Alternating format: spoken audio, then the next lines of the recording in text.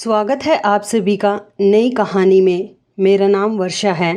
मेरी उम्र 20 साल है। मैं उत्तर प्रदेश के एक ऐसे गांव से हूं जहां लड़कियों की शादी कम उम्र में हो जाती है। शादी को लेकर मेरे मन में बहुत डर रहता था क्योंकि मैंने ससुराल के बारे में बहुत सारी अफवाहें सुन रखी थी। ससुराल में सास बहू को जीने नहीं देती और ननद तो अपनी भाभीयों को खुश देख ही नहीं सकती थी। ननद अपनी भाभी का जीना हराम कर देती है। कई बार तो मैंने ये भी सुना था कि दहेज के लालच में सास और ननदें बहू को उसके मायके वापस भेज देती हैं। बचपन से लेकर आज तक मैंने यही सुना था कि ससुराल एक खतरनाक जगह होती है जहां फूंक फूंक कर कदम रखना पड़ता है। लेकिन अपने ससुराल आकर मुझे यह समझ आ गई थी कि दुनिया में सब लोग एक जैसे नहीं होते। मेरे ससुराल वाले तो बहुत अच्छे लोग थे।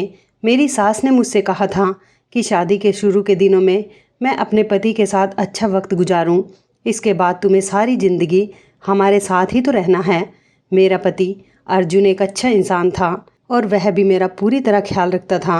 लेकिन जैसे जैसे वक्त गुजर रहा था मैंने कमरे से बाहर निकलना शुरू किया और बाहर का नज़ारा बहुत ही अजीब था जिसे देखने के बाद मैं हैरान रह गई। भला ये कैसे हो सकता था?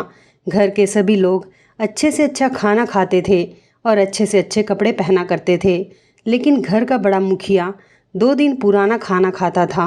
शादी के 1 हफ्ते बाद पहली बार मैं सबके साथ आकर बैठी। सारे घर वाले एक साथ मिलकर खाना खाने लगे। मेरी सास ने पीछे की तरफ पड़े पलंग पर एक प्लेट में खाना दे दिया और ये देखकर मैं हैरान रह गई। बहुत ज़्यादा बदबूदार रोटी के साथ 3-4 दिन पुराना बचा हुआ खाना उनके सामने रखा गया था। मुझे अपने ससुर का उतरा हुआ चेहरा देखकर बहुत ज़्यादा दुख हो रहा था। मुझे समझ नहीं आ रहा था कि मेरे ससुराल वाले तो इतने पढ़े लिखे और अच्छे लोग हैं, फिर मेरी सास क्यों मेरे ससुर के साथ ऐसा बर्ताव कर रही हैं। रात तो उन्होंने खामोशी से खाना खा लिया था और इस बारे में कोई बात भी नहीं की थी।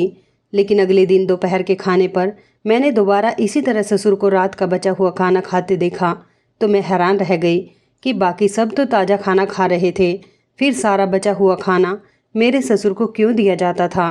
शायद मेरे ससुर को बदबूदार खाना पसंद था, लेकिन जब मैं उनके चेहरे की तरफ देखती तो मुझे पता चलता कि वो तो बहुत मजबूर है और मुश्किल से ये खाना खा रहे हैं। मैंने एक नज़र घर के बाकी सभी लोगों पर डाली जिसमें मेरी 2 ननदें और एक देवर शामिल था और मेरी सास भी वहीं पर बैठी थी।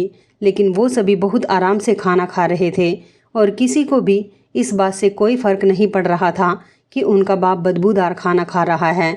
लेकिन मैंने अपने घर में यही देखा था कि माँ अच्छे से अच्छी चीज़ पहले पापा के लिए रखती थी। जब मेरे पापा खाने के लिए बैठते तो सभी लोग उनकी बहुत इज्जत करते। हम सब भाई बहन सबसे पहले खाना निकालने के लिए पापा के आगे करते और फिर हम भाई बहन खाना निकालते थे। हमारे घर का एक अलग ही माहौल होता था। ससुराल का माहौल देखकर तो मैं हैरान ही रह गई थी। यहाँ मेरे ससुर की कोई हैसियत नहीं थी और सिर्फ मेरी सास ही नहीं बल्कि उनके बच्चे भी उनकी तरफ कोई ध्यान नहीं देते थे। सबके सब अपना खाना आराम से खाते थे। मेरे ससुर बदबूदार और कड़क रोटी बहुत मुश्किल से चबा चबा कर खाते थे और खाने से ज़्यादा पानी पीते थे। लेकिन घर के किसी भी इंसान को इस बात से कोई फ़र्क नहीं पड़ता था। यहाँ तक कि जब मेरे पति खाने पर मौजूद होते तो वो भी एक नज़र अपने बाप पर डालना गवारा नहीं करते। शुरू में तो 10-15 दिन मैं खामोशी से यही माहौल देखती रही क्योंकि मेरी इतनी हिम्मत ही नहीं थी कि मैं इस बारे में घर में किसी से भी कोई सवाल कर सकूं। लेकिन कुछ दिनों के बाद ही जब मैं घर के माहौल में पूरी तरह ढल गई, सब लोगों से मेरी बातचीत अच्छी होने लगी, तो मैंने अपने पति से इस बारे में बात की कि ये कोई तरीका है क्या? आपके पिताजी इतना ज़्यादा बदबूदार खाना खाएं और आप उनके सामने बैठकर ताज़ा और गरम गरम खाना खाएं। ये सुनकर नर्म दिल अर्जुन अचानक ही गुस्से में आ गए और मुझसे कहने लगे कि तुम इस घर के मामले में टांग मत अड़ाओ और बेहतर यही है कि तुम मेरे माँ बाप के मामले में ना बोलो। अगर तुम्हें इस घर में कोई भी परेशानी है तो मुझसे इसके बारे में बात कर सकती हो, लेकिन मेरे माता पिता के बारे में तुम्हें कोई फिक्र करने की ज़रूरत नहीं है। ये हमारे घर का मामला है। अर्जुन की ये बात सुनकर मेरी आंखों में आंसू आ गए कि मैं भी तो इसी घर का हिस्सा हूँ। उन्होंने कितनी आसानी से मुझे ये कहकर चुप करा दिया था कि ये उनके घर के अंदर का मामला है, यानी इस घर के मसलों से मेरा कोई लेना देना नहीं था। मैं अब खामोशी से चलते फिरते सिर्फ अपने ससुर की तरफ देखती रहती।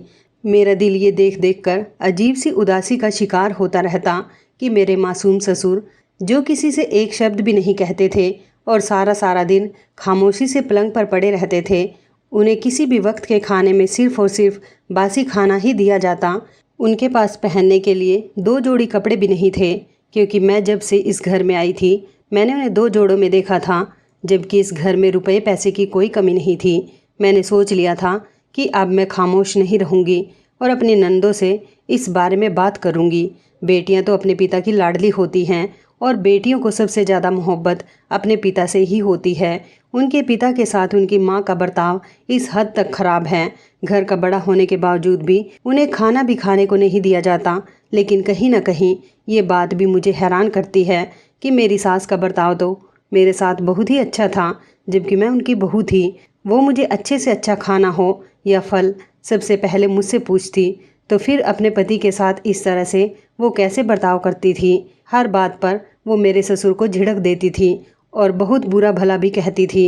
उनको बदबूदार खाना देती और पहनने के लिए भी ससुर के पास एक ढंग का जोड़ा तक नहीं था। और फिर सबसे ज़्यादा हैरत इस बात पर हुई कि जब मेरी ननद का रिश्ता आया तो मेरी सास ने मेरे ससुर को घर से बाहर भेज दिया। यहाँ तक कि रिश्ते वाले आकर चले गए। मेरी ननद का रिश्ता भी पूरी तरह से पक्का हो गया, लेकिन मेरी सास ने उन लोगों से बिल्कुल भी मेरे ससुर को मिलने नहीं दिया था। मैंने बातों बातों में एक बार अपनी सास से कहा कि रूही के ससुराल वाले अभी तक पिताजी से नहीं मिले हैं। ये सुनकर मेरी सास ने बहुत अजीब नज़रों से मुझे देखा और कहने लगी कि रूही का रिश्ता हो गया है और उसकी शादी होने वाली है। शादी वाले दिन तुम्हारे ससुर भी उन लोगों को देख ही लेंगे। ये सुनकर मुझे बहुत हैरानी हुई कि लड़की का पिता शादी वाले दिन ही अपने होने वाले दामाद को देखेगा। रूही की शादी की तैयारियां शुरू हो चुकी थी, लेकिन मेरे ससुर के साथ सबका व्यवहार वैसा ही था। मैंने रूही से भी कहा कि पिताजी के साथ ऐसा सलूक क्यों होता है और तुम लोग कुछ क्यों नहीं कहते। ये सब सुनकर रूही ने मुझे वही जवाब दिया जो मेरे पति ने दिया था कि ये माँ और पिता के आपस का मामला है। बेहतर यही है कि भाभी आप इन सब से दूर रहें। आपके लिए यही बेहतर होगा। अगर माँ को पता चला कि आप इस मामले में घुस रही हैं तो हो सकता है कि उनका रवैया आपके साथ भी खराब हो जाए। रूही की बात सुनकर मैं एकदम खामोश हो गई। रूही सच में ठीक ही कह रही थी। अगर माँ मुझे ही अपना दुश्मन मान लेगी तो हो सकता था कि वो मेरे साथ ससुर जी के जैसा सलूक करती, क्योंकि ससुर जी तो उनके पति थे, फिर भी वो उन्हें बिल्कुल नहीं छोड़ती थी। फिर मैं तो उनकी बहू थी। दोपहर के खाने के बाद मेरी सास को अचानक से बाजार जाना पड़ा। रूही की शादी की तैयारी की वजह से सासू माँ के हर रोज़ ही बाजार के चक्कर लग रहे थे। जब मैंने देखा कि घर में मेरे और ससुर जी के अलावा कोई नहीं है, तो मैंने खामोशी से सारा बचा हुआ खाना छत पर डाल दिया ताकि बदबूदार खाना बचे ही ना और ससुर जी को खाना नहीं खाना पड़े। लेकिन मैं ये नहीं जानती थी कि ये मेरी सबसे बड़ी गलती होगी और इसका खामियाजा मेरे ससुर को ही भुगतना पड़ेगा। बाकी खाना छत पर डालने के बाद मेरा दिल आराम से हो गया और मैंने सारे बर्तन धोकर किचन में रख दिए थे और किचन साफ़ कर दिया था और रात का खाना पकाने में लग गई थी। मेरी सास, रूही और मेरी छोटी ननद को लेकर बाजार गई हुई थी। मैंने उनके आने से पहले ही रात का खाना भी बना लिया और घर भी साफ़ सुथरा कर दिया। मुझे पता था कि आज मेरे ससुर को वही खाना मिलेगा जो घर में सबके लिए पका है, क्योंकि अब तो ख़राब खाना देने के लिए कुछ बचा ही नहीं था। लेकिन रात को खाने के वक्त मेरी आंखें हैरत से फैल गई जब मैंने अपनी सास को ससुर को खाना देते हुए देखा। ससुर के साथ ऐसा सलूक देखकर मेरे हल्क से एक निवाला भी नहीं उतरा और मैं खामोशी से उठकर अपने कमरे में चली गई थी।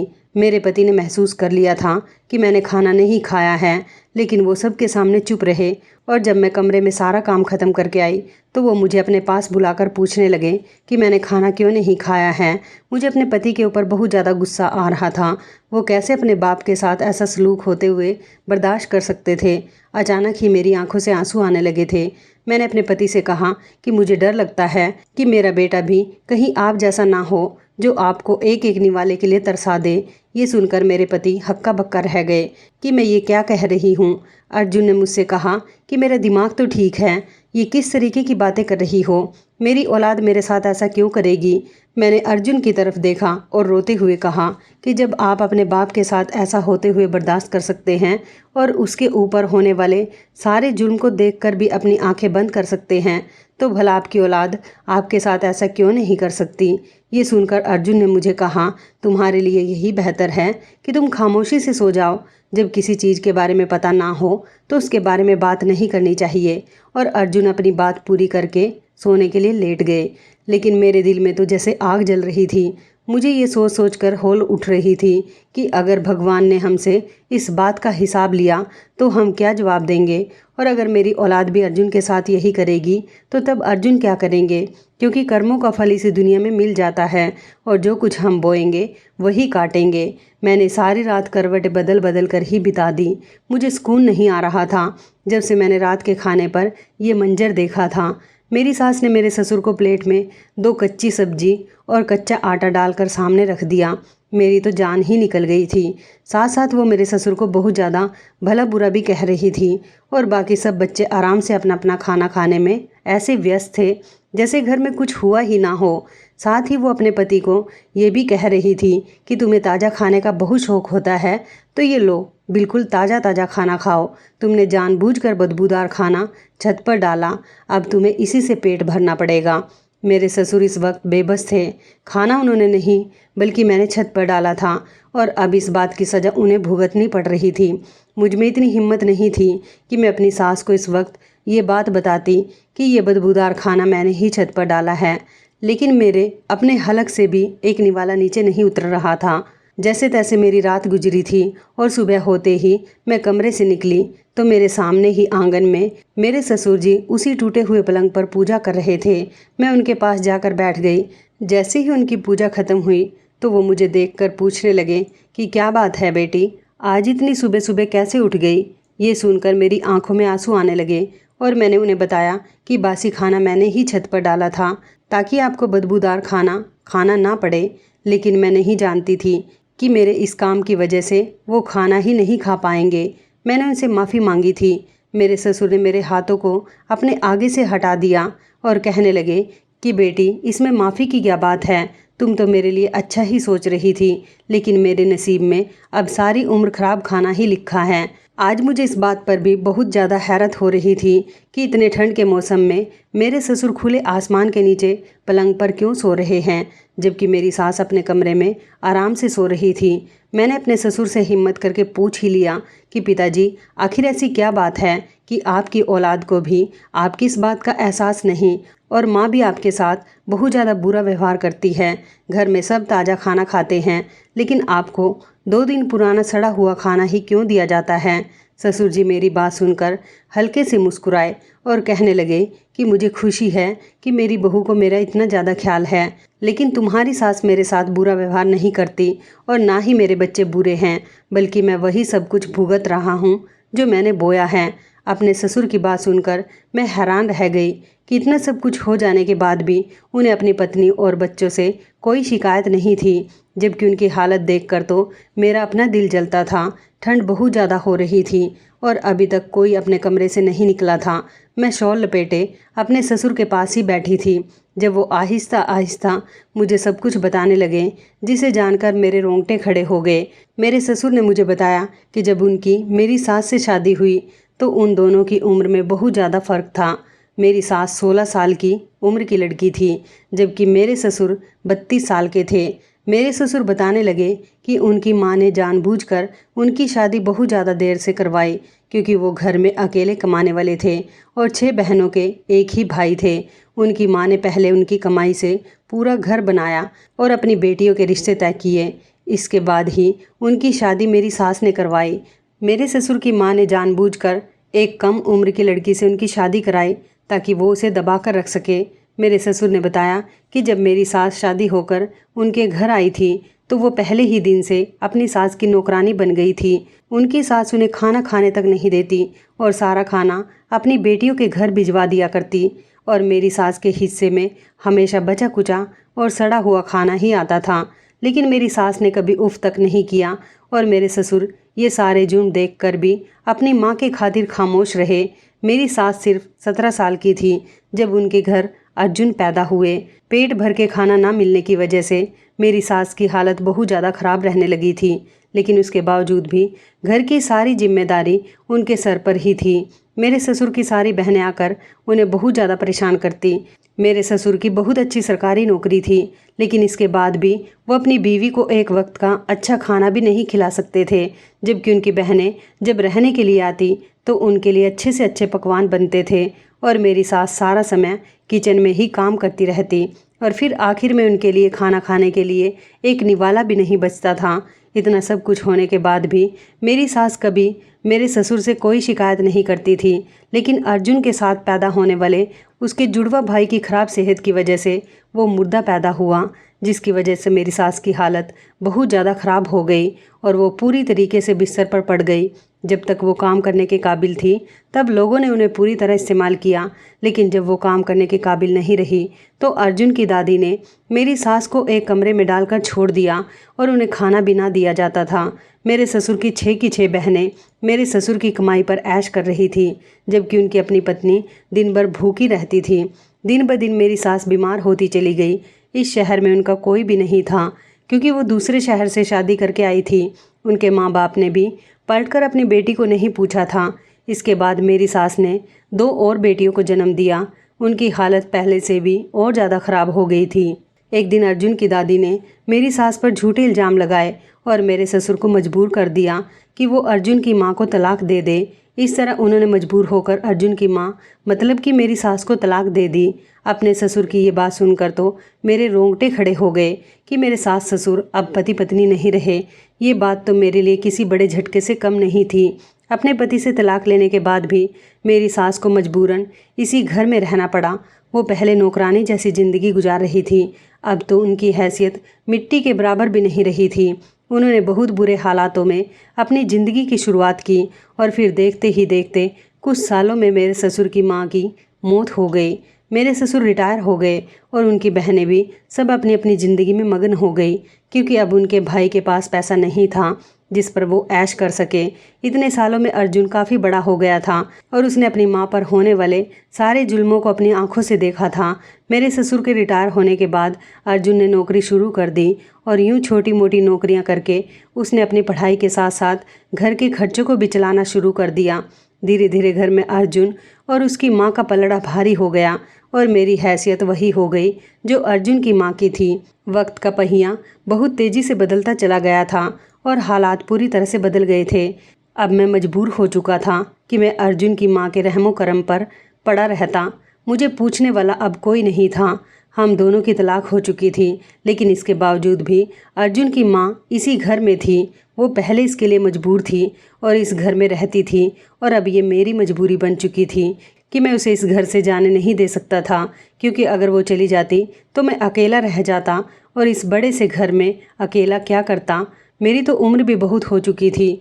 मेरे बच्चे मुझसे नफ़रत करने लगे थे और अर्जुन की माँ के दिल में भी मेरे लिए अब कोई हमदर्दी नहीं थी, क्योंकि मैंने शादी के जितने साल भी उसके साथ गुजारे उस पर कुछ रहम नहीं किया, बल्कि हमेशा अपनी माँ का ही साथ दिया। और मैं अपनी बहनों से बहुत मोहब्बत करता था और मैंने अर्जुन की माँ के बजाय हमेशा अपनी बहनों को ही ज़रूरी समझा। मैं अपनी बहनों को पैसा नहीं दे पाया तो वो सब की सब मुझे छोड़कर चली गई। उस वक्त मुझे एहसास हुआ कि पति पत्नी एक दूसरे के लिए कितने ज़रूरी हैं। अगर मैं अपनी पत्नी को उसका सही हक दे देता जिसकी वो हकदार थी तो मैं भी अपने असल मुकाम पर होता। मेरे बच्चे भी मुझसे मोहब्बत करते, मेरी इज्जत करते। मेरी पत्नी मुझे अपने सर का ताज बनाकर रखती, लेकिन मैंने खुद ही अपने हाथों से हर रिश्ते को बर्बाद किया। अपनी आंखों के सामने सब कुछ गलत होते हुए देखा, कभी रोकने की कोशिश नहीं की, जिसका नतीजा मैं आज तक भुगत रहा हूँ। इसमें अर्जुन की कोई गलती नहीं है। उसने सारी ज़िंदगी एक एक निवाले के लिए गुजारी है और आज वो मुझे भी वही तकलीफ़ दे रहे हैं जिससे वो गुजर कर यहाँ तक पहुँची है। और मैं भी यही सोचकर तकलीफ़ बर्दाश्त कर रहा हूँ कि हो सकता है इसी तरह से मेरी माफ़ी इसी दुनिया में ही हो जाए। मैंने अपनी पत्नी के साथ कैसे इतना बुरा बर्ताव किया। मेरे ससुर अपनी सारी ज़िंदगी की बात बताकर चुप हो चुके थे, लेकिन मेरी आंखों से लगातार आंसू बह रहे थे। आज मुझे समझ आ रहा था कि मेरी सास का बर्ताव मेरे साथ इतना अच्छा कैसे है। उन्होंने जितनी भी तकलीफ़ देखी थी वो मुझे उससे बहुत दूर रखना चाहती थी। अपने घर से ज़्यादा सुकून मुझे मेरी सास ने इस घर में दिया था। जैसे जैसे दिन निकलता जा रहा था सब अपने अपने कमरों से निकलने लगे थे। मैं अपनी आंखें साफ करके किचन में आ गई थी। एक नया दिन शुरू हो चुका था। उस नए दिन में मेरे ससुर अपने किए पर शर्मिंदा थे और अब मुझे यही कोशिश करनी थी कि आने वाले समय में किसी तरह उन्हें माफ़ी दिला सकूं। भगवान भी अपने भक्तों के 1000 पापों को माफ़ कर देता है, तो हम तो फिर भी इंसान हैं। हम इंसान क्यों दूसरे इंसान की गलतियों को माफ़ नहीं कर सकते। अब जबकि मेरे ससुर को अपनी गलतियों का पूरे तरीके से एहसास हो चुका था, तो मैं चाहती थी कि मेरी सास भी उन्हें माफ़ कर दे। उनके बीच पहले जैसा रिश्ता तो नहीं था, लेकिन उनके बीच उन दोनों के बच्चे थे जिनके बेहतर भविष्य के लिए ज़रूरी था कि घर के बड़ों को इज्जत दी जाए। लेकिन सब जानते हुए भी चुप रहना मेरे लिए बहुत मुश्किल था। ये एक हकीकत है कि जो पति जवानी में अपनी पत्नी को इज्जत और वो हक नहीं देते, उनको बुढ़ापे में रुसवाई उठानी पड़ती है। मैं नहीं जानती थी कि मेरे कहे गए शब्द मेरे पति के दिल में उतर जाएंगे और उनका दिल अपने बाप के लिए नरम पड़ जाएगा। अब सबसे मुश्किल काम तो सास को समझाना था, जिसमें मेरे पति ने मेरा पूरा साथ दिया और अपने पिता को मुकाम देने में कामयाब रहे। आपके ख्याल में क्या सच्चाई जानकर मैंने ससुर को उनका असल मुकाम दिलाकर सही किया, या मुझे ससुर जी को उनके हाल पर छोड़ देना चाहिए था, क्योंकि उन्हीं की वजह से एक नहीं बल्कि कई जिंदगियां दिमागी परेशानी का शिकार थी। तो इस कहानी के बारे में आपकी क्या राय है, कमेंट करके ज़रूर बताइएगा। दोस्तों, आपको हमारी ये कहानी कैसी लगी, आप हमें कमेंट बॉक्स में ज़रूर बताएं। यदि आपके पास भी ऐसी कोई प्यारी सी कहानी है या फिर ऐसी कोई कहानी जिससे कुछ शिक्षा मिले, तो आप हमारे साथ उसको ज़रूर शेयर करें। दोस्तों, यदि आपको हमारी ये वीडियो अच्छी लगे तो आप हमारी इस वीडियो को लाइक शेयर ज़रूर करें और ऐसी ही दिल को छू लेने वाली प्रेरणादायक कहानियाँ सुनने के लिए हमारे चैनल को भी सब्सक्राइब करें। यदि आप हमें फेसबुक पर देख रहे हैं तो आप हमारे फेसबुक पेज को लाइक और फॉलो ज़रूर करें। तो दोस्तों, फिर मिलते हैं ऐसी ही ज़बरदस्त कहानी या टिप्स के साथ नई वीडियो में। तब तक के लिए धन्यवाद। आप सभी अपना ख्याल रखना। आपका दिन शुभ व मंगलमय हो।